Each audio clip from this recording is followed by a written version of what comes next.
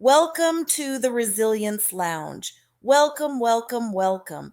I'm so glad you're here with me today. Whether you're listening on your morning commute, during your lunch break, or winding down after a long day, I want you to know that these next 20 minutes, they're for you, just you. Today, we're talking about something that I know weighs heavy on many of our hearts: self care.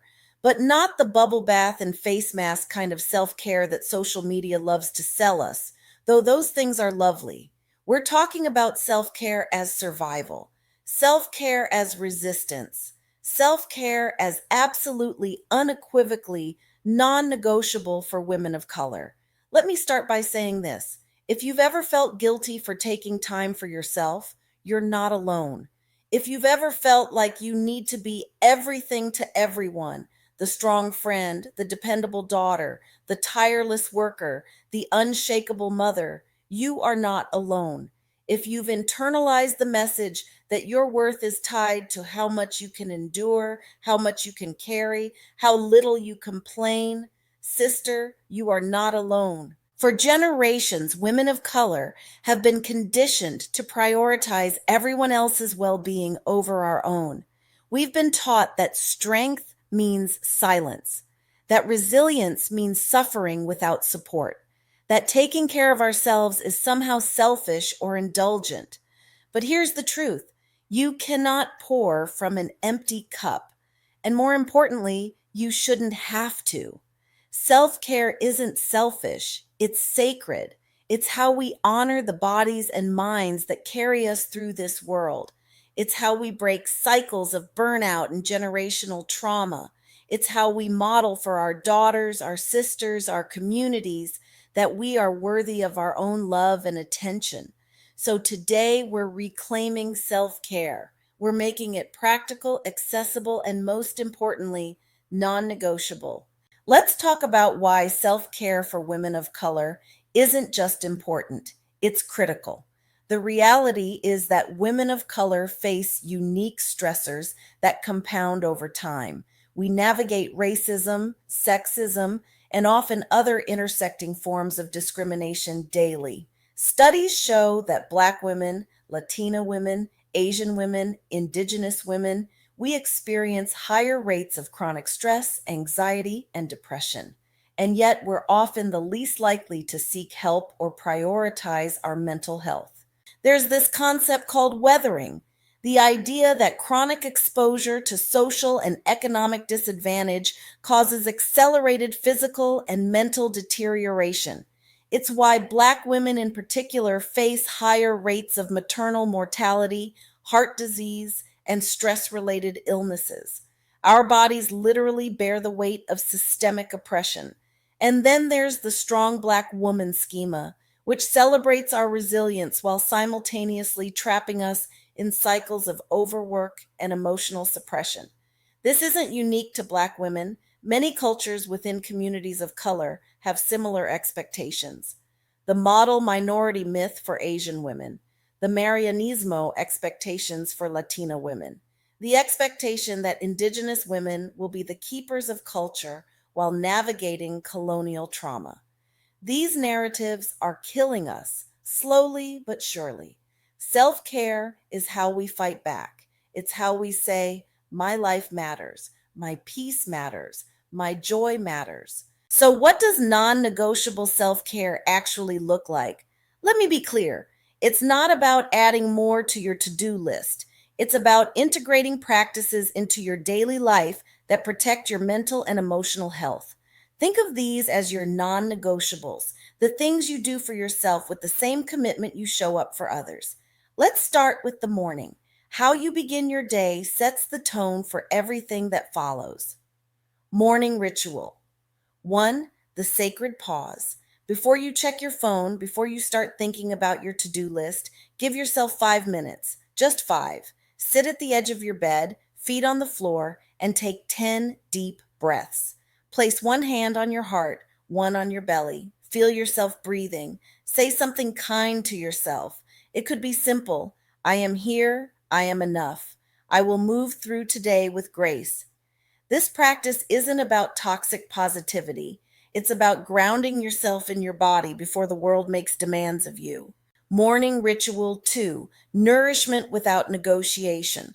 I'm not going to tell you what to eat, but I will tell you this: eat something, drink water. Women of color, especially those of us socialized as caregivers, often skip meals or survive on coffee because we're too busy taking care of everyone else. Your body deserves fuel.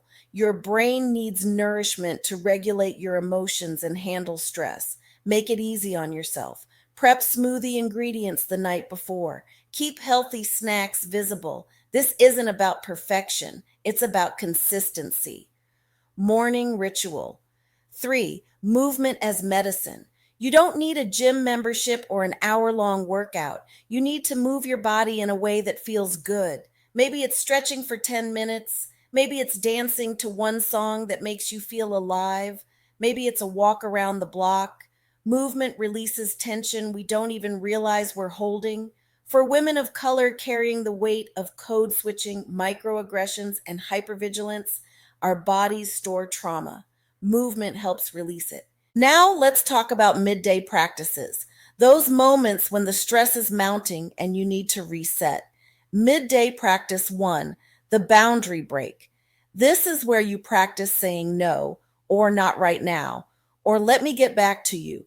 So many of us were raised to be accommodating, to never disappoint anyone, but boundaries aren't walls. They're guidelines for how you want to be treated. Start small. If someone asks you to take on something and your first instinct is resentment or exhaustion, that's your body telling you something. Practice saying, I need to check my capacity before I commit. Notice how it feels.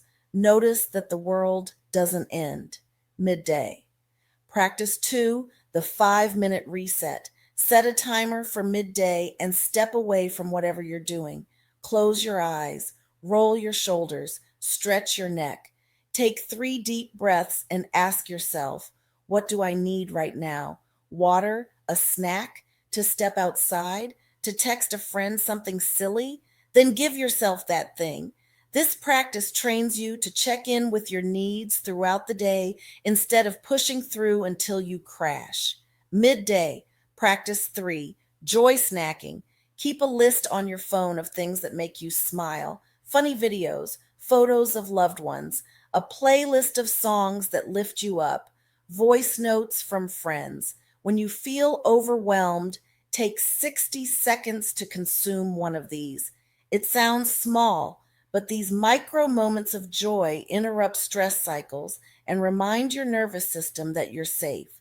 Evening rituals are about releasing the day and preparing your mind and body for rest. This is crucial because many women of color struggle with sleep due to stress and hypervigilance.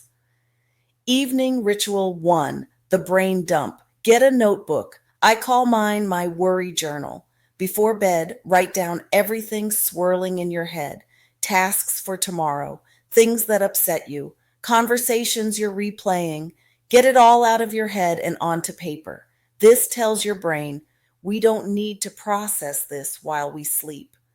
Evening ritual 2, the digital sunset. 30 minutes before bed, put your phone away. I know, but hear me out. The blue light disrupts your sleep, yes, but more importantly, scrolling keeps you in a state of consumption and comparison. Before bed, you need to decompress, not take in more information about the world's problems or other people's curated lives. Instead, read something that brings you peace. Take a warm shower or bath. Do your skincare slowly and intentionally. Light a candle. These small rituals signal to your body, we're safe now. We can rest. Evening ritual 3, gratitude with honesty. A lot of gratitude practices feel forced, especially when you're struggling. So let's make it real. Think of one thing from today that didn't break you. Maybe it was a moment of laughter. Maybe it was just getting through. Maybe it was choosing yourself in some small way. Acknowledge it, not to diminish your struggles, but to remind yourself that even on hard days, there are glimmers. You're still here. That matters. Now, I want to address something important. Some of you might be thinking, this all sounds nice, but I don't have time. And I hear you. I really do. But here's what I need you to understand: you don't have time not to do this.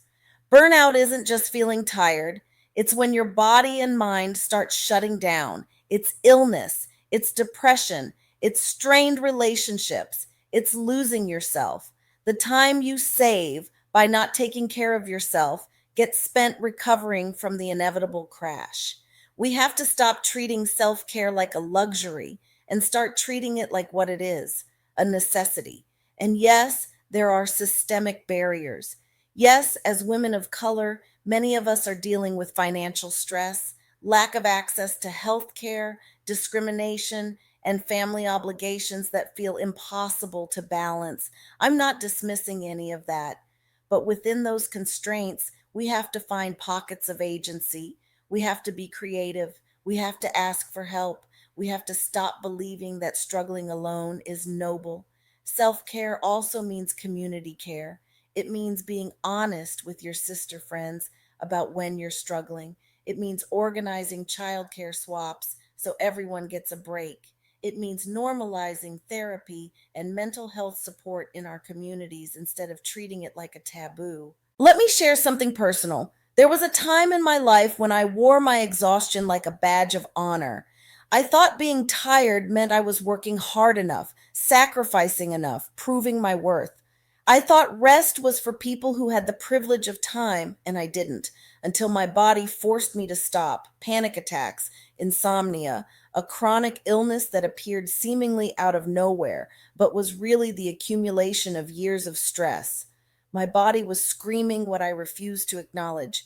I was running on empty. Recovery taught me that self care isn't just about feeling good, it's about survival. It taught me that I couldn't show up for anyone else if I wasn't showing up for myself. It taught me that the systems designed to overwork and undervalue me don't get to have my health too. So I started small. I started with 5 minutes of morning breathing, with drinking more water, with going to bed 30 minutes earlier, with saying no without elaborate explanations, with therapy, with asking for help, and slowly I came back to myself. Not the version of me that everyone needed, but the version of me that I needed to be. That's what I want for you. So here's your call to action, your homework, your invitation. Choose one practice from today, just one, and commit to it for the next 7 days. Write it down. Tell someone about it. Make it non negotiable. Maybe it's the morning breathing. Maybe it's the midday reset. Maybe it's putting your phone away before bed. Start there. And remember, self care isn't about being perfect, it's about being intentional. It's about choosing yourself again and again in small and sacred ways. You deserve rest. You deserve joy. You deserve peace, not because you've earned it through suffering, but because you are human and you are here. Your ancestors survived impossible things so you could be here. Honor them by taking care of yourself. Honor yourself by refusing to shrink, to silence your needs, to carry more than is yours to carry.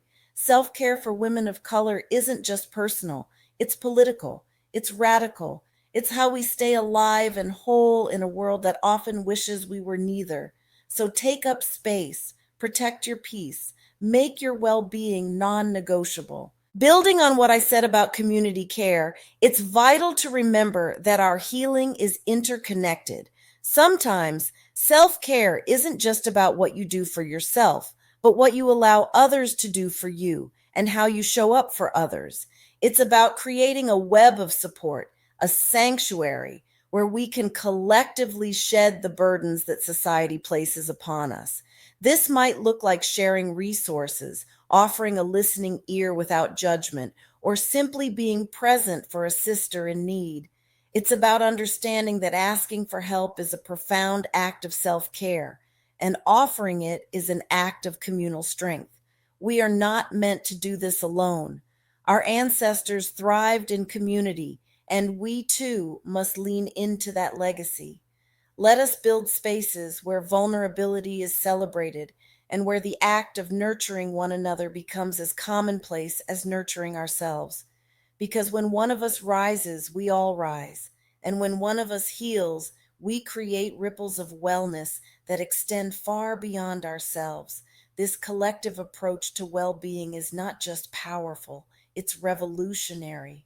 In understanding the depth of societal pressures, we must acknowledge the invisible labor many women of color perform daily. This labor isn't just physical, it's emotional, mental, and spiritual. We are often expected to educate, to uplift, to mediate, and to be perpetually strong, all while navigating systems that were not built for our thriving. This constant demand creates a unique form of exhaustion, a soul weariness that regular self care advice often overlooks. Our self care, therefore, becomes an act of radical self preservation. It's about consciously choosing to divest from narratives that deplete us and investing in practices that replenish our spirit. It's about carving out sanctuaries of peace in a world that often denies us rest. Consider the power of reclaiming your narrative. This isn't just about affirmations, it's about actively unlearning the internalized biases that tell you your worth is conditional. It's about finding spaces, both internal and external, where your authentic self is not just tolerated, but celebrated. This might mean curating your social media feed, seeking out literature and art by creators who reflect your experiences, or engaging in conversations that affirm your identity. It's also about understanding that anger, frustration, and sadness are not weaknesses, but valid responses to injustice. Allowing yourself to feel these emotions and to process them in healthy ways through journaling, creative expression, or trusted community is a critical component of self care.